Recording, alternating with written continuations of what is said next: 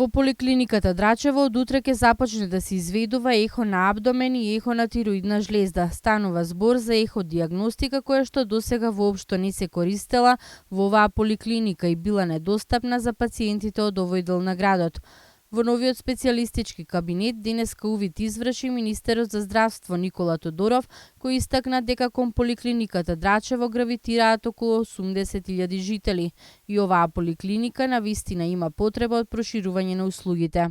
Станува збор за еходиагностика, која што досега воопшто не беше овозможена на пациентите од овој реон на градот.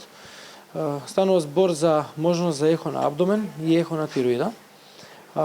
За овие две диагностички процедури до сега се препраќале пациентите во другите поликлиники или на терцијерно ниво на здравствена заштита, што со воведувањето на нова метода ќе се придонесе овие пациенти да останат, односно да добијат диагностичката услуга овдека во поликлиниката во Драчево. Согласно податоците од мој термин, станува збор за околу 1000 пациенти годишно, кои што се упатувале кон други здравствени установи со цел да се изврши ваква диагностичка процедура. Според директорката на Здравниот дом Скопје Татјана Баевска-Вучковик, воведувањето на специјалистички услуги придонесува за подобрување на квалитетот на живење на самите граѓани. Како што напомени министерот, бројот на услуги секоја година расте. 2015 ја завршивме со 33.800 услуги, со 5.500 услуги повеќе во однос на 2014 година, а само 3% се препратени.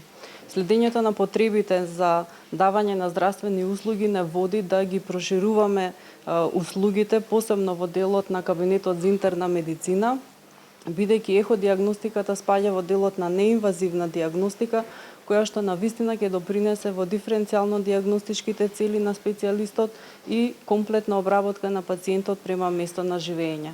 Во поликлиниката Драчево се повеќе расте бројот на услуги кои се даваат во делот на специјалистичко консултативната здравствена заштита.